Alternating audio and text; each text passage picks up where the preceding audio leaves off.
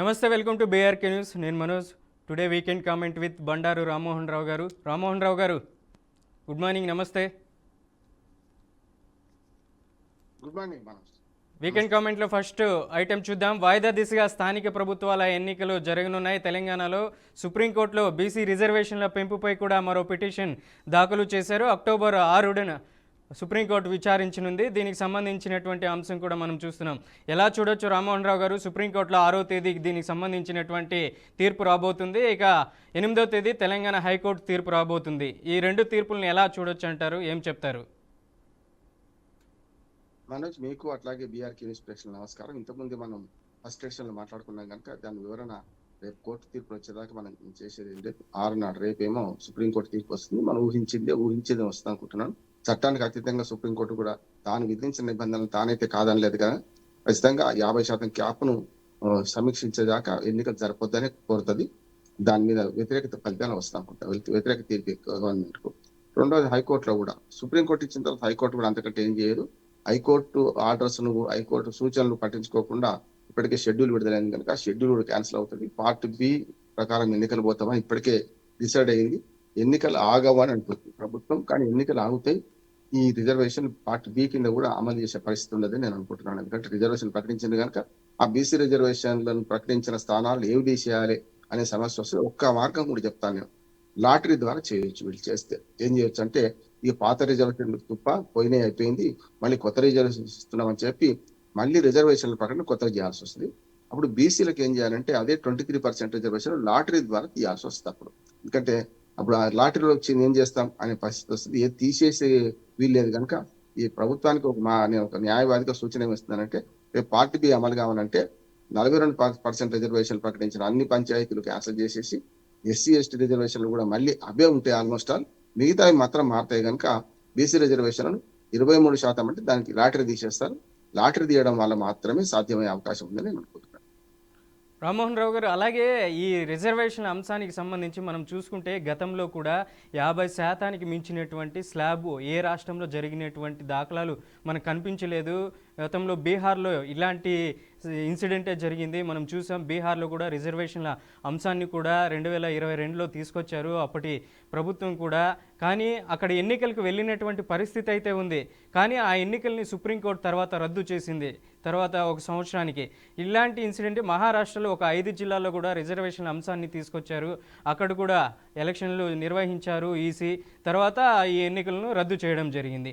ఇట్లాంటి సందర్భాలు ఎదురవుతున్నప్పటికీ తెలంగాణలో 50% బీసీల రిజర్వేషన్లు, 23%కి సంబంధించినటువంటి ఎస్సీ రిజర్వేషన్లు, టోటల్గా చూసుకుంటే 65% రిజర్వేషన్లతో తెలంగాణ ప్రభుత్వం ఇక ముందరికి వెళ్తుంది ఎలక్షన్స్కి. 15% ఎక్కువగా ఉంది. సుప్రీంకోర్టు స్లాబ్ అనేది 50%కి మించకూడదనేది కోర్టు చెప్తున్నటువంటి వాదన. ఏం చెప్తారు? ఈ ఎన్నికలు ఇంతకు ఒకవేళ జరుగుతాయా? ఒకవేళ జరిగినా కూడా ఇవి రద్దు అయ్యే అవకాశం ఉంటుందా? అలాగే మనకు చెప్తున్నారు మల్కాజ్గిరి ఎంపీ ఈటెల రాజేందర్ కూడా, ఎన్నికల్లో మీరు ఖర్చు పెట్టద్దండి, ఒకవేళ ఖర్చు పెట్టినా కూడా ఇవి తర్వాత అయినా రద్దు అవుతాయనేసి కూడా ఇప్పటికే ప్రజలు కూడా ఈటెల రాజేందర్ కూడా తెలియజేశారు. ఏం చెప్తారు? ఖచ్చితంగా ఇప్పుడు మంచి ప్రశ్న మనోజ్. కాకపోతే ఏంటంటే 25% ఏమో ఎస్సీ ఎస్టీ కలిపి ఉన్నాయి. ఇప్పుడు 42 కలిపితే 70% అవుతాయి. దాన్ని ఏదో 1% తక్కువ చేసి వాళ్ళు ఏమన్నారంటే 69కి చేరుకుంటుంది అంట. 69 తమిళనాడులో ఒకటి అమలు అవుతుంది. అక్కడనేమో 9th షెడ్యూల్ చేర్చడం ఎప్పుడో పివి నరసింహారావు గారు ప్రధానమంత్రిగా ఉన్నప్పుడు, జయలలిత గారు ముఖ్యమంత్రిగా ఉన్నప్పుడు చేర్చింది. ఆ కేసు సుప్రీంకోర్టు ఇంకా పెండింగ్ లో ఉన్నది. అక్కడ మాత్రం అమలు అవుతున్నాయి. మీరు చెప్పిన 2 ఉదాహరణలు మంచివి. మొదటిది నేను కూడా చెప్తున్నాను. ఆ 2 ఉదాహరణలు మహారాష్ట్ర, మనకు బీహార్ 2 దగ్గరలలో కులగణన చేసిండ్రు. బీహార్లో అయితే కులగణన చెల్లకుండా పోయింది, కులగణనే కొట్టేసిండ్రు. మహారాష్ట్రలో ఎన్నికలు జరిపిండ్రు, ఆ ఎన్నికలు చెల్లవన్నారు. కనుక అదే పరిస్థితి ఇక్కడ కూడా వస్తాయి. ఎన్నికలు జరగమంటున్నారు. వాళ్ళ దగ్గర జరిగినాయి స్టే ఇవ్వకపోవడం వల్ల. కానీ ఇక్కడ తెలంగాణ మాత్రం అటు సుప్రీంకోర్టు తీర్పు వ్యతిరేకంగా వస్తుంది, హైకోర్టు తీర్పు వ్యతిరేకంగా వస్తుంది. ఎన్నికలు జరగవని నేను అంటున్నాను. ఎట్టి పరిస్థితుల్లో జరిపితే మాత్రం మీరు అన్న పరిణామాలు ఇక్కడ కూడా సంభవిస్తాయి. ఎట్టి పరిస్థితులు వీలు కాదు. అలవి కానీ హామీ ఇచ్చారు, దాన్ని అమలు చేయడానికి నానా తంటాలు పడుతున్నారు. అది సాధ్యంగానే హామీ ఇచ్చి ఇవాళ కోర్టులు నిందిస్తే, లేకుండా వేరే పార్టీలు నిందిస్తే లాభం లేదు. 2 చోట్ల నేను కులాన్ని ప్రస్తావించలేదలుచుకోలే, కానీ తప్పనిసరి ఇక్కడ ఒక గోపాల్ రెడ్డి, ఒక ఆయన మన ముకుంద్ రెడ్డి, ఇద్దరు కూడా ఇక్కడ అక్కడ పిటిషన్ వేసిన వాళ్ళే. ఇంకొక మల్లమ్మ అని ఒక ఆమె వేసింది తెలంగాణ హైకోర్టులో. చూద్దాం ఏం జరుగుతుందో. మొత్తం మీద ఈ కోర్టు తీర్పును బట్టి అయితే రేపు మనకు ఎటుపోతుంది ఈ మన కోర్టుల తీర్పు ఏ రకంగా వచ్చేది ఊహిస్తే ఈ రెండు కూడా ప్రభుత్వం వ్యతిరేకంగా వచ్చే అవకాశం ఉంది. ప్లాన్ బి కూడా అమలు కాదని నేను అంటున్నాను. రైట్. నెక్స్ట్ బీఆర్ఎస్ ఫిరాయింపు ఎమ్మెల్యేల అనర్హతపై విచారణ కొనసాగుతుంది. స్పీకర్ గడ్డం ప్రసాదరావు అక్టోబర్ 6 నుండి విదేశీ పర్యటన తర్వాత పునర్విచారణ జరగనుంది.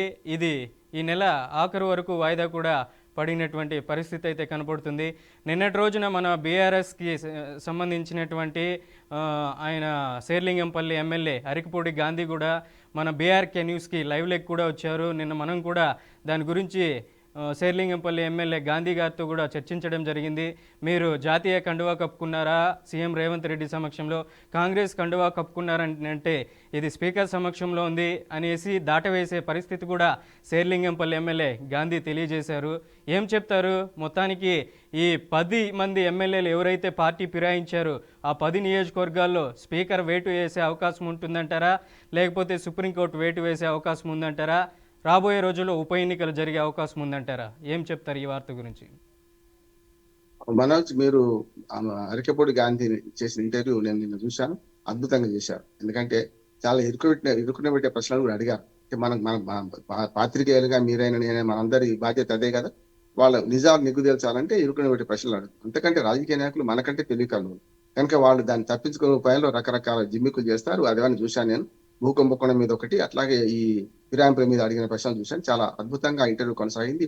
ప్రజలకు మాత్రం చూస్తున్నారు మనం అడిగిన ప్రశ్న కరెక్ట్ జవాబు చెప్తున్నారా లేరా అరికపూడి గాంధీ గారిని ఎవరు వస్తే వాళ్ళు మనం చూస్తున్నారు. కనుక అంతిమ న్యాయ నిర్ణేతలు ప్రజలే. ఇక ఇక్కడికి వస్తాను. మీరు అన్నది ఏదైతే ఉన్నదో ఇది కొనసాగుతుంది, కానీ ఇది ముందర పడేది కాదంటున్నాను. ఎందుకంటే నిన్న డిఆర్ఎస్ తరఫున హాజరైన మనకు సోమ భరత్ అడ్వకేటు చాలా నిరాశతో మాట్లాడారు. అంటే నిరాశతోనంటే ఇది కొనసాగుతూనే ఉంటది, మేము ఇంకా కొందరు సాక్షులు ప్రవేశపెడదాం అనుకుంటున్నాం.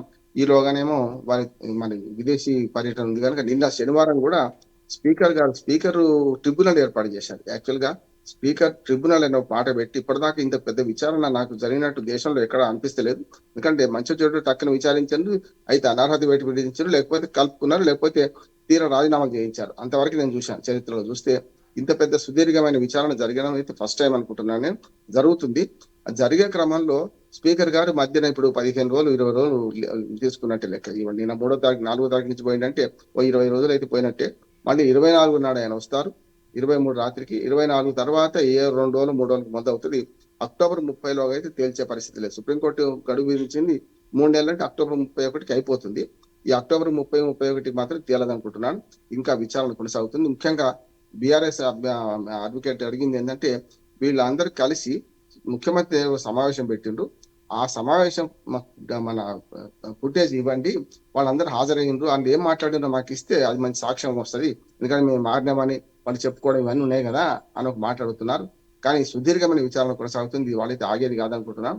ఇది ఇంకొక 2 ఏళ్ళు కొనసాగుద్ది అంటున్నారు. ఎందుకంటే అనర్హత వేటు విధిస్తేనేమో అనర్హత వేటు పడ్డ వాళ్ళందరూ మళ్ళీ కోర్టుకు పోతారు, విధించకపోతే బీఆర్ఎస్ వాళ్ళు పోతారు కోర్టుకు. కనుక మళ్ళీ స్పీకర్ ట్రిబ్యునల్ తోనే ఆగిపోదు. వాళ్ళ హైకోర్టులు, సుప్రీంకోర్టులు, న్యాయ వ్యవస్థ చాలా పెద్దది కనుక అప్పీళ్ల మీద అప్పీళ్లు పోతారు. ఇవి మెల్లమెల్లగా 1-2 సంవత్సరాలు కొనసాగే అవకాశం ఉందని నేను అనుకుంటున్నాను. కోర్టులు కనుక తొందరగా తెలిస్తే 6 నెలల లోపు జరిగే అవకాశం ఉంటుంది. 6 నెలలు అంటున్నాను మినిమం, కోర్టులు కనుక సరిగ్గా స్పందిస్తే. ఇక లేదు వాయిదాల మీద వాయిదాలు వేసుకుంటే మీ వివరణ మా వివరణ ఇవ్వండి అని మళ్ళీ అడ్వకేట్ కూడా వాయిదాలు తీసుకుంటే మనం ఏం చేయలేం. కోర్టులు సహకరించాలి, అట్లాగే ఆ పార్టీలు అడ్వకేట్లు సహకరిస్తే వీలైనంత వరకు ఈ కేసును అనర్హత వేటు విధించే కేసును ఇటు ట్రిబ్యునల్ అంటే స్పీకర్ తేల్చాలి. స్పీకర్ తర్వాత కోర్టులో పడితే కోర్టులు కూడా యుద్ధ ప్రాతిపదిక మీద ఇది ఇటువంటిది ముందుకు తీసుకొని రోజువారీ విచారణ జరిపితే తేలిపోద్ది అంటున్నాను. అది జరగదే అనుకుంటాను. ఎందుకంటే ఇప్పటిదాకా న్యాయ వ్యవస్థలో ఇటువంటి తీర్పుల గురించి చూసినాం కదా. మనకు రమేష్ అని వేములవాడ ఎమ్మెల్యే గారు 3 సార్లు ఎన్నికైండు, 3 సార్లు కొనసాగిండు. చివరికి నువ్వు విదేశీయుని పో, నీకు అర్హత లేదు పోమన్నాడు. అర్హత లేని ఆయన 3 సార్లు ఎమ్మెల్యే కొనసాగిండు కదా. ఆది శ్రీనివాస్ అని ఇప్పుడు కాంగ్రెస్ పార్టీ విప్, ఆయన ఎంతో ప్రయత్నం చేసిండు. ఆయన విదేశీ పౌరసత్వం నుండి ఇక్కడ పోటీ చేసిండు, చెల్లదు కాక చెల్లదండి. దాన్ని తేల్చడానికి హైకోర్టు, సుప్రీంకోర్టు నుంచి హైకోర్టు తిరిగి ఎక్కడికి వచ్చింది? చివరికి చెల్లదు పొమ్మన్నాడు. ఆయన చెల్లదు పొమ్మన్న లోపల 3 సార్లు ఆయన ఎమ్మెల్యే చేసిండు కదా. మరి దాన్ని ఎవరు పరిహారం కట్టించాలి? ఆది శ్రీనివాస్ కు మహా అయితే 25 లక్షల రూపాయలు నష్టపరిహారం ఇచ్చిండు. ఆ పరిహారం కాదు కదా, ఆయన సభ్యత్వం పోయినప్పుడు ఆ జీతభత్యాలన్నీ రికవర్ చేయాలి. అసలు ఆయన ఎమ్మెల్యేగా పరిగణించవద్దు. 3 సార్లు గట్టిగా మాట్లాడి శిక్ష విధించాలి. నువ్వు తప్పుడు సమాచారం ఇచ్చి ఎన్నికైనావని చెప్పి శిక్ష విధించాలి. ఏమీ లేదు కదా, ఆయన విదేశాలకు వెళ్ళిపోయి బ్రహ్మాండంగా బతుకుతున్నాడు. సమస్య అదే కదా.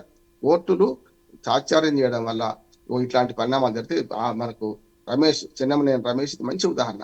కోర్టులు ఎంత లేట్ చేస్తే 3 సార్లు ఎమ్మెల్యే విదేశీ పౌరసత్వం గల జర్మనీ పౌరసత్వం ఉంది ఆయనకు, దాన్నే చేయలేకపోయినారు. దీన్ని ఏం చేస్తారని నేను.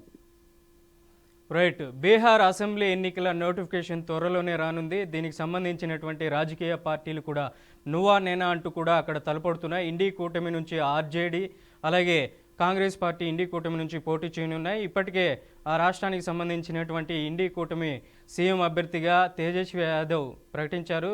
లల్లూ ప్రసాద్ యాదవ్ కొడుకుని తేజస్వి యాదవ్ని ఇండీ కూటమి సీఎం అభ్యర్థిగా ప్రకటించారు. ఇక ఎన్డీఏ కూటమి నుంచి జేడీఎస్ అలాగే బీజేపీ పోటీ చేయనున్నాయి. ఆ కూటమి నుంచి దాదాపుగా నితీష్ కుమారే సీఎం అభ్యర్థిగా పోటీ చేసే అవకాశం కూడా అక్కడ ఉన్నట్లు కనపడుతుంది. తాజాగా అక్కడ ఉన్నటువంటి బీహార్లో ఎన్నికల ప్రచారం దగ్గర పడుతున్న వేళ అక్కడికి సంబంధించినటువంటి రాజకీయ పార్టీలు మేనిఫెస్టోను కూడా అమలు చేసే తాజాగా రోజ్గారీ యోజన అనే పథకాన్ని బీజేపీ ఎవరైతే నరేంద్ర మోదీ ఈ పథకాన్ని మహిళలకు ప్రకటించారు. దాదాపు 75 లక్షల మంది మహిళలకి చాలా ఇబ్బందులు పడుతున్నటువంటి పరిస్థితి ఉంది. అంటే ఎలక్షన్కి 1 నెల ముందుగా ఒక్కో మహిళ ఖాతాలో 10,000 రూపాయలు కూడా జమ చేశారు. మనం చూసుకుంటే దీనికి సంబంధించినటువంటి ప్రియాంక గాంధీ కూడా ఆరోపణలు చేయడం జరిగింది. అలాగే వీళ్ళు కూడా కాంగ్రెస్ పార్టీకి సంబంధించినటువంటి కూడా ఒక హామీని అయితే ఇవ్వడం జరిగింది ఇండీ కూటమి నుంచి. దానికి సంబంధించినటువంటి 2,500 రూపాయలు కూడా ఎన్నికల్లో గెలిచిన తర్వాత ప్రతి మహిళ ఖాతాలో వేస్తామంటూ కూడా ఇండీ కూటమి కూడా తెలియజేయడం జరిగింది. దీన్ని ఎలా చూడొచ్చు అంటారు? 2019కి ముందు చంద్రబాబు నాయుడు ఆంధ్రప్రదేశ్లో పసుపు కుంకుమ పథకాన్ని మహిళలకు ఏ విధంగా తీసుకొని వచ్చి బోల్తో పట్టారో అలాగనే ఈ పథకాన్ని బీహార్లో తీసుకొచ్చారంటే మీరు ఏం చెప్తారు? ఖచ్చితంగా మంచి పోలిక మీరు చెప్పింది. ఎందుకంటే మన స్థానిక రాజకీయాలు బీహార్ రాజకీయాలు కలిపి చెప్పారు, చాలా మంచిది అంటారు. ఎప్పుడు కూడా ఆపద్ధర్మ పథకాలు అమల్లోకి తీసుకొచ్చినా అది సాధ్యం కాదు. ప్రజలు ఆల్రెడీ ఫిక్స్ అయి ఉంటారు, ఈ ప్రభుత్వం మంచిదా చెడ్డదా, ఇప్పటిదాకా ఏం చేశారు, ఎట్లా ప్రవర్తించారు అనే దాని మీద ఆధారపడితే కనుక మీరు అన్న మంచి పోలిక. పసుపు కుంకుమ పథకం ఇచ్చి ఆపద్ధర్మంగా మీకు మహిళలు మేలు చేస్తా అంటే ఆ మహిళలు తిప్పుకొట్టి 23 సీట్లు పరిమితం చేశారు తెలుగుదేశాన్ని. గతంలో 2019లో వైసీపీని గెలిపించారు. ఇప్పుడు ఇక్కడికి వస్తాను. బీహార్లో చాలా పరిణామాలు చెప్పినవి ఉన్నాయి. ఒక రంగం చెప్పాలంటే బీహార్లో ఎన్నికల కమిషన్ చాలా దుర్మార్గంగా వ్యవహరిస్తుంది అంటున్నాను, ఈ మాట అంటున్నాను. నవంబర్ 22కు వాళ్ళ మన అసెంబ్లీ కాల పరిమితి ముగుస్తుంది. అంటే ఎంత ఉన్నది మహా అయితే ఈ ఒక 25 రోజులు, అదొక 20 రోజులు, 45 రోజులు అంతే మాత్రమే ఉన్నది. అంతే కదా. ఈ 40-45 రోజులలో ఎన్నికలు నిర్వహించాలి కదా. మినిమం 45 రోజులు మినిమం టైం ఉంటుంది మొత్తం ఎన్నికల నిర్వహణకు. అంటే నోటిఫికేషన్ నుంచి మొదలుకొని ఆ షెడ్యూల్ నుంచి మొదలుకొని 45 రోజులు పూర్తి చేయాలి. ఇవాళ ముంచుకొస్తున్నది, ముహూర్తం ముంచుకొస్తుంటే కూడా గత నెల నుంచి నిమ్మకు నీరెత్తినట్టు ఏది కేవలం మనకు ఎస్ఆర్సి మన ఎస్ఐఆర్ మనకు ఏదైతే స్పెషల్ ఇంటెన్సివ్ రివిజన్ చేస్తున్నారో అవన్నీ చేసుకుంటూ పెద్ద ఎత్తున విమర్శలు ఎదుర్కొంటుంది. ఓటు చోరీ ఆరోపణలు కూడా పెద్ద ఎత్తున జరుగుతున్నాయి. ఈ క్రమంలో ఈ ఎన్నికల షెడ్యూల్ ఆలస్యం చేయడం వల్ల 2 నష్టాలు జరిగినాయి.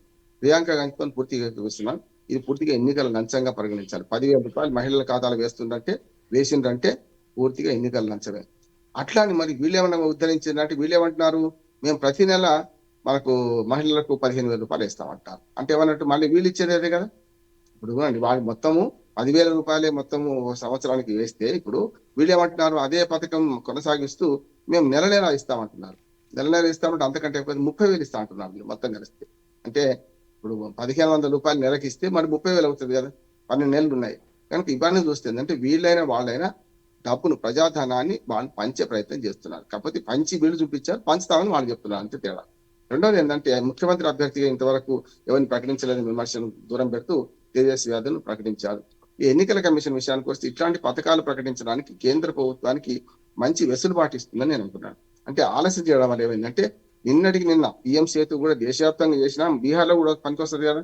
అంటే బీహార్ ఎన్నికలను దృష్టిలో పెట్టుకొని ఇట్లాంటి పథకాలను దేశవ్యాప్తంగా ప్రకటిస్తున్నారు. రాష్ట్రంలో అయితే బీహార్లో జరిగింది అనేది జరుగుతుంది. ఇప్పుడు ఓటు చోరీ ఆరోపణలు ఎదుర్కొంటూనే ఎన్నికలకు పోయే పరిస్థితి ఉన్నది. ఇవాళ రేపు షెడ్యూల్ విడుదలైతే అనుకుంటున్నాను. ఆ షెడ్యూల్ విడుదల చేయడంలో ఇప్పటికీ ప్రభుత్వం మన ఎన్నికల కమిషన్ ఆలస్యం చేసింది అంటున్నారు. ఆలస్యం చేయడం వల్లనే కేంద్ర రాష్ట్ర ప్రభుత్వాలకు ఏదైతే ఒక వెసులుబాటు ఇచ్చి అనుచిత ఉచితాలు లేకపోతే కొత్త పథకాలు ప్రారంభించడానికి ఒక అవకాశం ఇచ్చిండ్రు.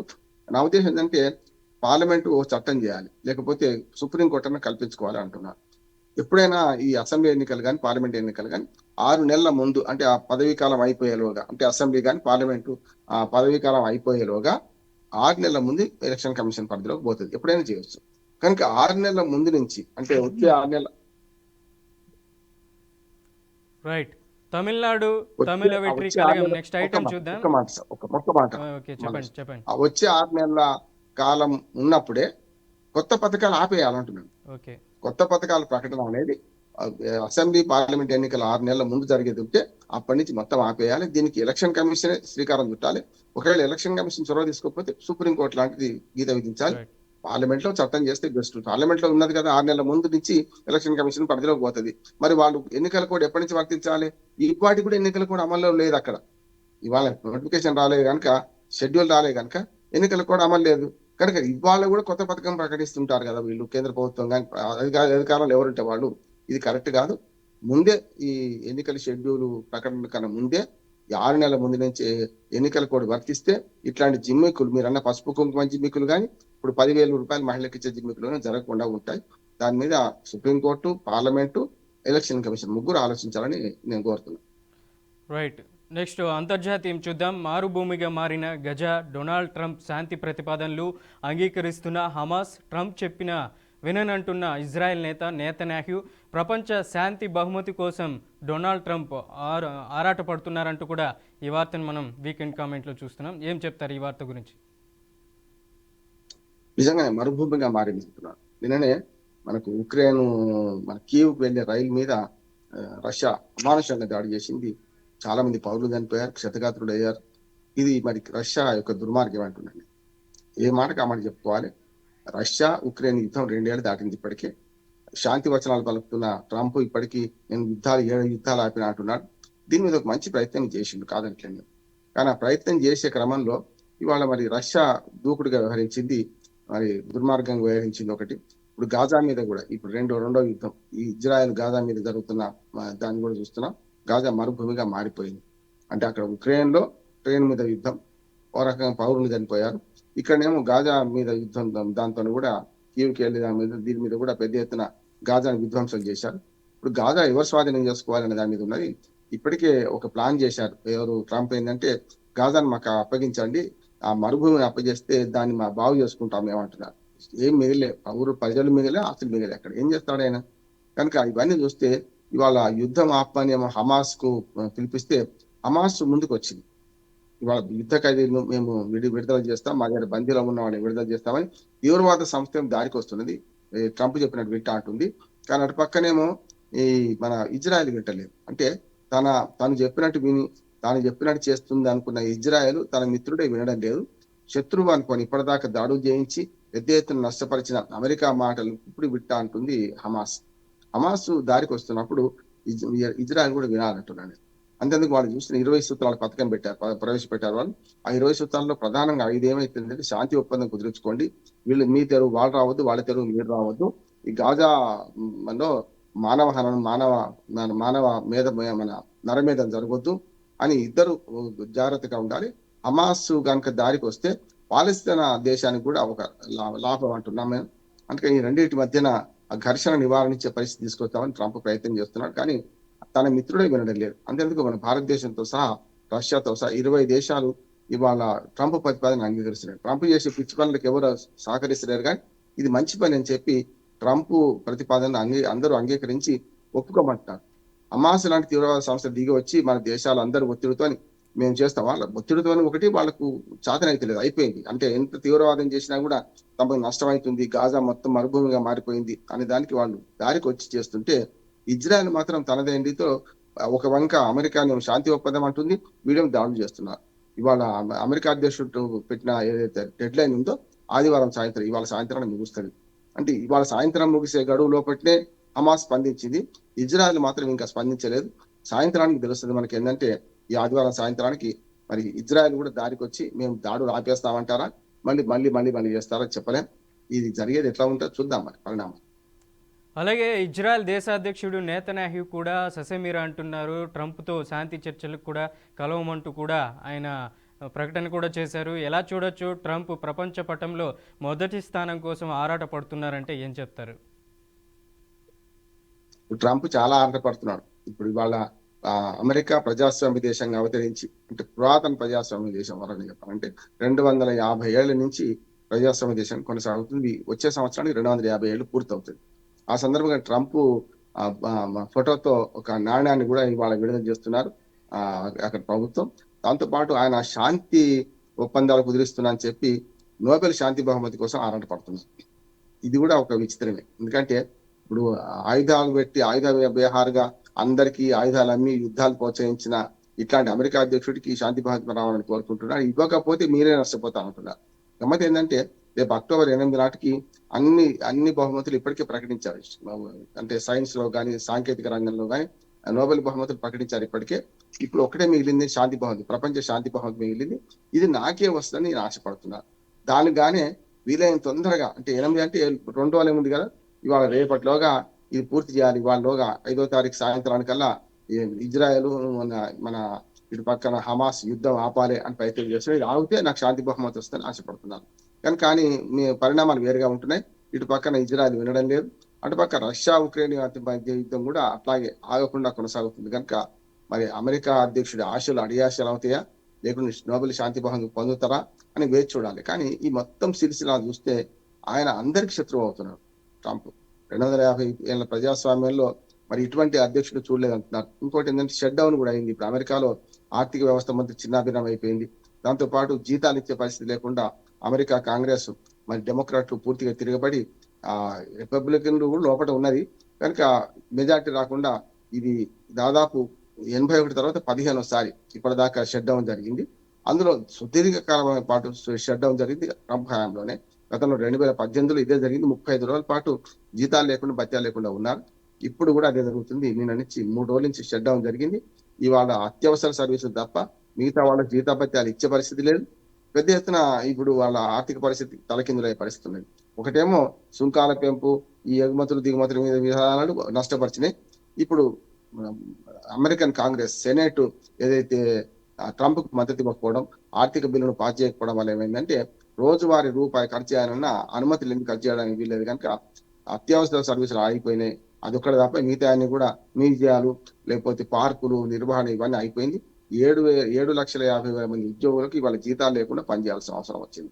జీతాలు లేకుండా పనిచేయాలి. మళ్ళీ ఎప్పుడో ఈ పరిస్థితులు చక్కదిద్దిన తర్వాత సెనేట్ ఆమోదిస్తే అప్పుడు జీతాలు వస్తాయి.